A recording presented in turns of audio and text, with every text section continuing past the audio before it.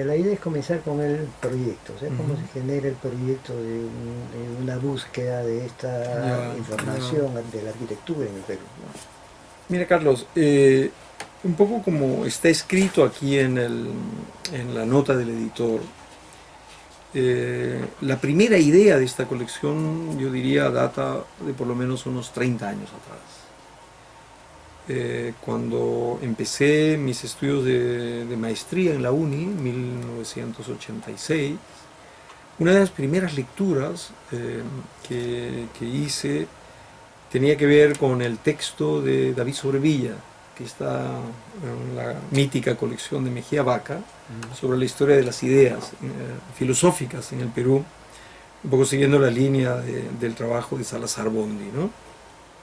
Después de leer, yo dije, hay que hacer algo parecido para la historia de la arquitectura peruana, que era básicamente una historia de objetos, de edificios, y no una historia que por lo menos complementara este vínculo entre ideas y obra proyectada, ¿no es cierto? Desde luego que la historia de las ideas le otorga una especificidad al rubro de las ideas específicamente, lo que no significa una visión autárquica de este mundo de las ideas, sino conectarla con el contexto político, social, con las obras que producen estas ideas.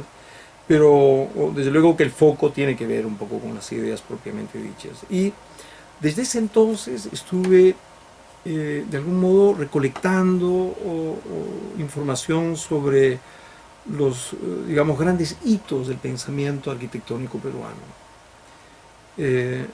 Pero claro, uno podría decir, pero pensamiento arquitectónico peruano, podemos llenar una biblioteca de muchos libros con esto, desde los libros de historia de la arquitectura peruana, los trabajos de los arquitectos y sus memorias descriptivas, porque claro, todo eso son ideas también. Pero en este caso yo acoté mi trabajo específicamente en relación al tema de la teoría de la arquitectura. Es decir, me interesaba investigar la idea de los arquitectos referido básicamente a explicar qué cosa es la arquitectura, cómo hay que definirla, cómo hay que caracterizarla, una indagación sobre la dimensión epistémica del saber arquitectónico, es decir, ese mundo que podríamos rotularlo de teoría de la arquitectura. Y así fue, entonces empecé a investigar quién fue el primer arquitecto peruano que escribió algo que podría llamarse de un texto de teoría de la arquitectura y de pronto empezaron las sorpresas, apareció un nombre, Teodoro Elmore, que no estaba registrado en ninguna literatura historiográfica escrita por arquitectos en el Perú. Recuerdo haberle consultado al profesor José García Brey sobre Elmore y me dijo, sí, claro, fue un profesor de la Escuela de Ingeniería, pero no más datos, ¿no es verdad? Y así fueron apareciendo un poco los capítulos de lo que hoy constituye esta primera entrega de la serie Clásicos Peruanos, Arquitectura y Pensamiento. Empieza la serie con el libro de Teodoro Elmore, Lecciones de Arquitectura. En realidad el título se llama Apuntes sobre las lecciones de arquitectura dictadas en la Facultad de Ciencias de la Universidad Mayor de San Marcos entre 1969 y 1975, ¿no? El primer libro del Tratado de Elmore, porque hay que recordar que en esa época los tratados de arquitectura, como los más importantes de Europa, se escribían en 30 años o 20 años, como una cadena de contribuciones que resumían las clases de los autores, básicamente profesores. Elmore no es una excepción. El primer tomo o el primer volumen de su tratado resume sus clases en San Marcos y está dedicada, como dice en la carátula, la primera parte a la composición, que era como se organizaban los tratados de la época. En este tratado, Elmore responde a la pregunta ¿qué es la arquitectura? ¿Cómo hay que entender la arquitectura? ¿Cuáles son los estilos griegos, las órdenes griegas? luego en qué consisten las leyes de la composición, etcétera, los vínculos con el arte y una serie de informaciones vinculadas al conocimiento también, no solo estilístico, sino compositivo de la arquitectura. En la introducción de este primer libro, el propio Elmore, y esto es un poco lo fascinante de esta especie de arqueología del saber que hemos hecho un poco con el libro, él dice que su tratado va a tener dos partes. Pero la segunda parte nunca estuvo publicada por Elmore, porque vino la guerra con Chile, las dificultades económicas, y en realidad nunca apareció esta segunda parte como sí apareció la primera parte, como un libro con su empastado y todo. Entonces, seguimos investigando, fue un trabajo muy arduo en archivos y una serie de lugares donde podíamos encontrar alguna referencia de Elmore. Y efectivamente, lo que hace Elmore es publicar los contenidos de esta segunda parte, dedicada a la construcción, en separatas. A lo largo de 1885, cuando él vuelve al Perú, después de la guerra con Chile y trabajos en el Ecuador, hasta 1902, publica separatas, con numeraciones distintas incluso, pero que el contenido nos remite a lo que él había anunciado unos 15 años antes de que consistiría su segunda parte. Y lo que hemos hecho con esta edición facsimilar es juntar estas dos partes en un solo tratado, que estoy seguro ni siquiera el propio Elmore en vida pudo ver, ¿no? Ese es un poco el mérito de esta edición facsimilar del tratado de Elmore. Como he escrito en el prólogo, en mi opinión el tratado de Elmore es una contribución extraordinaria a la tratadística latinoamericana de la arquitectura, no solo por la envergadura, digamos, del tratado, porque no se trata de un libro de 200 páginas o 100, sino de algo que está casi bordeando las 400 páginas. Además porque está escrito, si bien en conexión, como eran casi todos los tratados en América Latina, a la tratadística francesa de la época, sino porque existe en casi cada página una referencia a la casuística peruana, específicamente a Lima.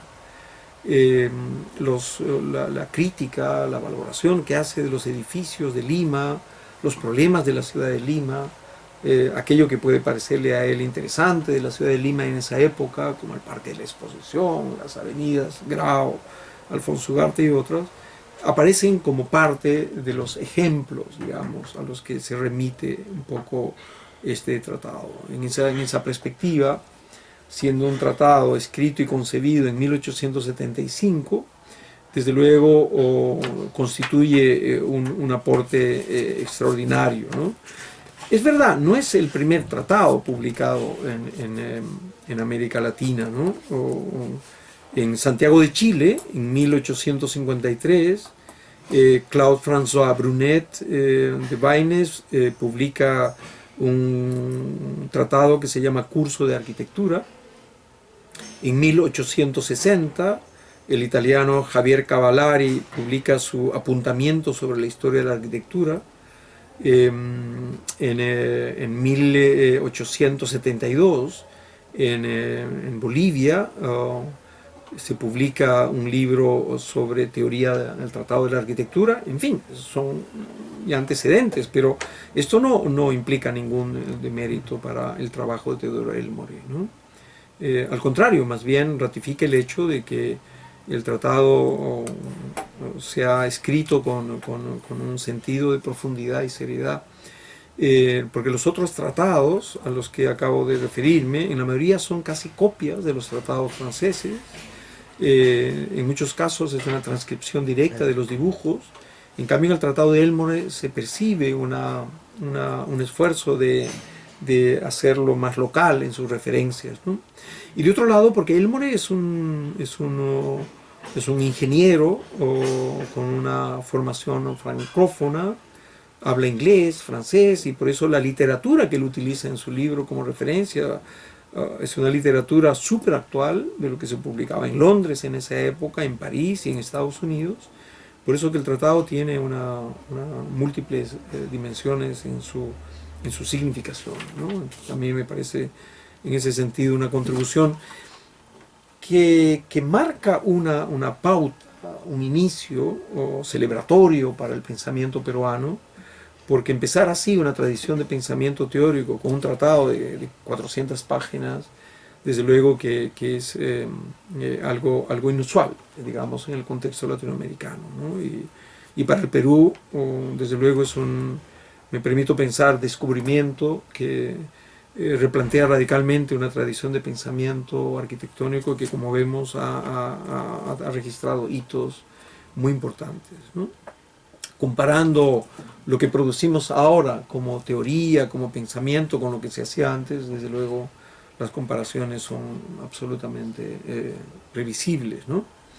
Luego, el segundo texto es un texto igualmente desconocido, por lo menos en el ámbito de la arquitectura, que es el tratado de Alejandro Deusto, un filósofo importante de los años 20-30, que, como dice el profesor José Ignacio López Soria, afirma una visión espiritualista frente al positivismo precedente. Y él, en su libro Lo bello en el arte, dedica un capítulo entero a la arquitectura. Lo bello en el arte, la arquitectura, apuntes y extractos, y se trata de un ensayo filosófico de casi 240 páginas. En mi opinión, se trata del texto más consistente escrito en el Perú sobre los temas de la arquitectura, la teoría, la reflexión sobre la estética, los problemas de la belleza en la arquitectura.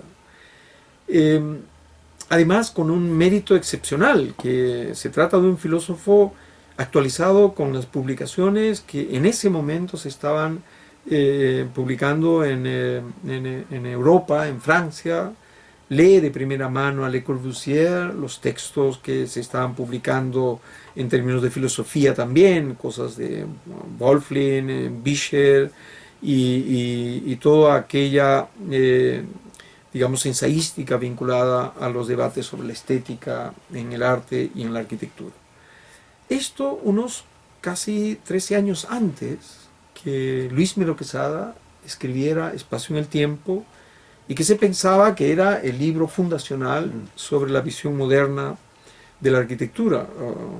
No es que ponga en entredicho este asunto, pero hay que reconocer que el tratado, el texto de Alejandro Deusto, sin duda constituye un aporte fundacional en esa perspectiva. Escrito por un filósofo profesional, el texto lo que hace es revelarnos una consistencia, una densidad, una coherencia entre ideas y escritura, cosa que no se ha vuelto a repetir, diría yo, en ningún ensayo de esta característica en la teoría de la arquitectura producida en el Perú, ¿no? A mí pues, me parece que es un texto excepcional que estoy casi seguro no fue leído por ningún arquitecto, por lo menos hasta hace un buen tiempo, a juzgar por la ausencia del nombre de Deusto en toda la literatura consignada por los arquitectos, ¿no? Ese es un poco el mérito en el caso de Deusto. Y el otro texto que conforma estos clásicos es el tratado de Héctor Velarde, Nociones y elementos de arquitectura. Conocemos todos a Héctor Velarde, desde luego que es un personaje fundamental en la arquitectura peruana y también alguien que ha escrito como nadie o como pocos sobre arquitectura. Y este texto es el libro que él publica como un manual de clases, de las clases que él dictaba en un curso que se llama Nociones y elementos de arquitectura en la Escuela Militar de Chorrillos. Es un texto de 1933. En el Perú, seguramente más allá de los militares o sus alumnos, no tuvo ninguna difusión. Pero curiosamente en Argentina tuvo como hasta 7 reediciones, fue una especie de bestseller, como un texto de divulgación popular de la arquitectura y que salió bajo el título 20 lecciones de arquitectura, ¿no? Y nos parecía un poco lamentable que no se conociera tanto, porque claro, este texto, en comparación al otro tratado de Malakowski, que no está en la serie por diversas razones, digamos que es de un orden menor, porque tiene un tono divulgativo, pero no obstante eso, creo que se trata igual de una contribución fundamental, ¿no? A mí me parece que además los dibujos y el texto con esa prosa llana, persuasiva y divertida de Velarde hace del texto un clásico en ese sentido, ¿no? Y el cuarto libro de la serie es el texto de Luis Mino Quesada, Espacio en el Tiempo, la arquitectura moderna como fenómeno cultural. Es un texto más conocido, desde luego, por ya generaciones como la nuestra. Nunca había tenido una edición facsimilar. Muchos consideran que se trata de una transcripción, digamos, no tan creativa para sus críticos hacia una arquitectura de Le Corbusier, pero hay que reconocer que igual es un texto, digamos, militante, ¿no es cierto?, sobre la arquitectura moderna, no solo de alguien que piensa sobre la arquitectura moderna, sino que como arquitecto también proyecta como un arquitecto moderno. Si bien comparando con las reflexiones sobre la arquitectura moderna de Alejandro Deusta, el texto puede resultar un poco ligero, un ensayo personal sin el rigor filosófico, pero esto no pone en demérito, digamos, la vocación de Luis Mino Quesada de constituirse en un autor de un texto que lideró procesos, movimientos como la agrupación Espacio en los años 40 o fines de los 40 y los años 50, ¿no? Visto en conjunto, estos cuatro libros a mí me parece que configuran una tradición que en su conjunto representa desde luego episodios o aportes que habría que volver a leerlos, porque no solo somos quienes pensamos que el tema de la identidad no solo tiene que ver con un asunto visual de edificios que nos evoquen el mundo prehispánico, colonial o lo que fuere, sino que un factor de identidad, como diría Salazar Bondi o Leopoldo Sea, también tiene que ver con las ideas. No es posible producir obras de arquitectura impregnadas de una identidad fundamental cuando están producidas por cerebros o cabezas trasplantadas, ¿no es cierto?, de realidades totalmente distintas. Por eso que un aspecto importante de la identidad empieza con las ideas, ideas con identidad, y lo que producirán desde luego también obras que tengan este sentido, ¿no?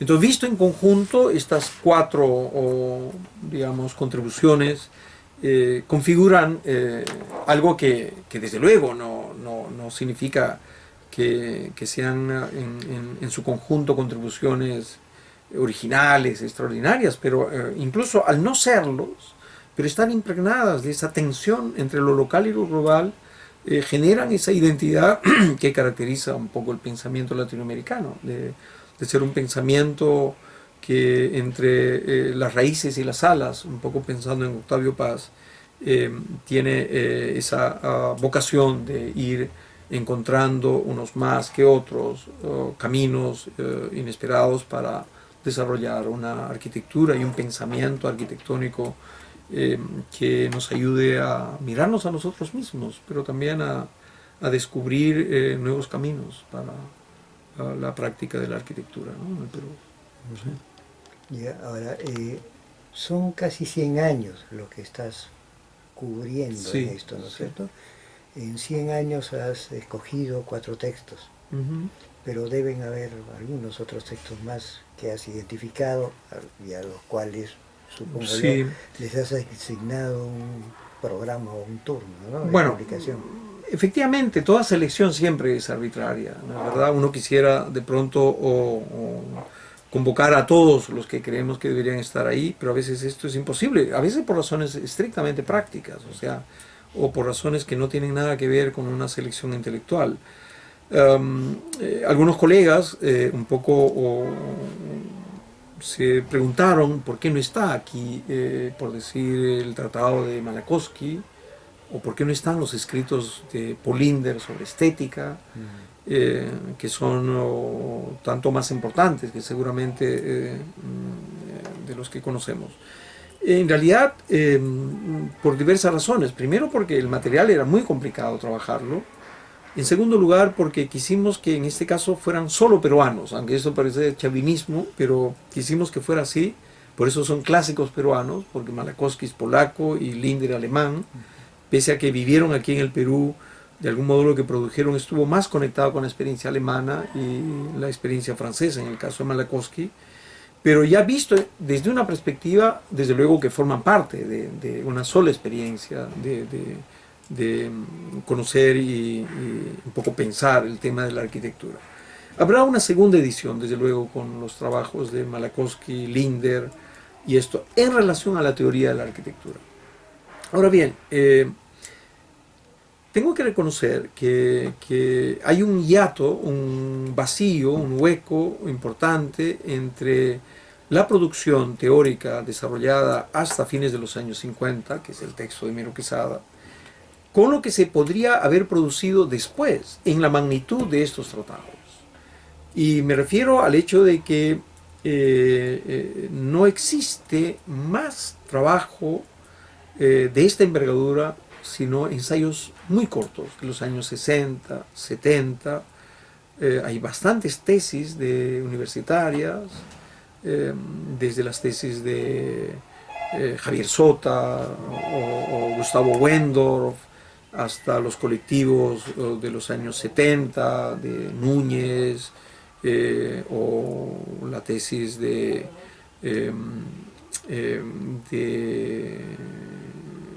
Llosa, un colega que escribía con un seudónimo dedicado a los temas de la producción arquitectónica, incluyendo algunos trabajos míos sobre el particular. Y entonces, un poco entre broma y broma, los colegas decían, bueno, eso no son clásicos. Y la verdad, los clásicos tienen que haberse muerto. Y como muchos de ellos todavía no se han muerto, entonces es imposible convocarlos bajo un rótulo que diga clásicos. Eso es un poco el sentido del tema. Yo creo que si hay una reimpresión de esos trabajos bajo un solo texto, independientemente, no creo que estén bajo el rubro de clásicos, ¿no? Entonces, habrán otras formas, pero yo estoy interesado en volver a imprimir esa literatura que responde a las tensiones de la misma época, y seguramente incluyéndome yo mismo a esas alturas puedo decir que algunas de las cosas que yo escribí hace 30, 40 años, desde luego que las puedo suscribir, otras no, otras simplemente desaparecieron en el tiempo. La vida es así, el tiempo cambia y uno amplía su visión frente a las cosas, pero en lo esencial creo que, por lo menos en lo que atañe a mi trabajo, puedo seguir pensando que lo que dije hace 40 años sigue siendo absolutamente válido, que la arquitectura requiere una teoría, que la arquitectura necesita ser conocida de manera racional, y que si bien el acto de crear arquitectura nunca será un acto científico, por suerte, sí conocer la arquitectura como fenómeno social, cultural, implica una visión científica, como cualquier ciencia social, como la historia, como la teoría, ¿no? Eso para mí resulta claro, lo que me estaba ya dicho hace 40 años, ¿no? Y vamos en ese camino. Yeah. Yo creo que ahora hay un mayor esfuerzo editorial, en particular en las universidades, ¿no? Entonces hay una mayor publicación de temas de arquitectura, cosa que no estaba muy difundida antes, ¿no? Y sospecho que tú tienes buena participación en casi todos los esfuerzos editoriales que han habido. Bueno, hacemos un esfuerzo, pero yo estoy totalmente de acuerdo contigo en el sentido de que creo que como pocas veces debe haberse dado en la historia, ¿no?, editorial en la arquitectura peruana. Hoy en día experimentamos una especie de boom editorial en proporción, desde luego, a nuestra propia realidad y a la tradición. Tal vez publicamos menos que Ecuador, o desde luego Chile o Argentina, y Brasil, ya no México, nos llevan, digamos, una buena cantidad de tiempo. Pero no obstante eso, yo creo que en los últimos años se ha generado un movimiento editorial interesante, pero yo trataría de ver, no con la intención de ser un aguafiestas, que en realidad es un movimiento que se ha potenciado más por el lado de la actividad comercial, de esta visión fashion de la arquitectura, una publicidad encubierta bajo rótulos de arquitectura seria, y con esto puedo de pronto mencionar desde la revista, los programas de televisión, o que fuere, que alimentan egos prematuros, sin ningún sustento. Y más bien la producción editorial académica, universitaria, es la que, si bien también experimenta un crecimiento ostensible, todavía tiene dificultades importantes como para poder despegar, ¿no es cierto? Pero ya ni siquiera es culpa de que no hubiera dinero para publicar, sino porque no hay que publicar. En términos de investigaciones serias, que tengan digamos, una calidad validada, ¿no? Ahí creo que hay un impasse significativo. Y tal vez el hecho incluso de haber publicado una edición facsimilar de 4 libros, ya pasados, tenga que ver mucho con también una especie de interpelación a nuestro propio tiempo presente. Es decir, como antes se publica todo esto y ahora ni siquiera podemos publicar algo que tenga esa densidad, ¿no? Pero sumando y restando, desde luego que vivimos un capítulo donde se publica como pocas veces se ha hecho en nuestro país. Y en esto, si puedo haber hecho una contribución a despertar la inquietud de gente joven publicando, cosa que he hecho por lo menos cuando yo me ocupé del Centro de Publicaciones de la Facultad de Arquitectura de la Universidad Católica del Perú, para mí ha sido una experiencia importante, ¿no? Trabajar con una generación nueva de jóvenes editores, algo que me place haber formado, gente joven que termina la facultad ya sabiendo que quieren ser editores de libros, que quieren escribir libros, que quieren publicar, cosa que nunca había pasado antes, ¿no?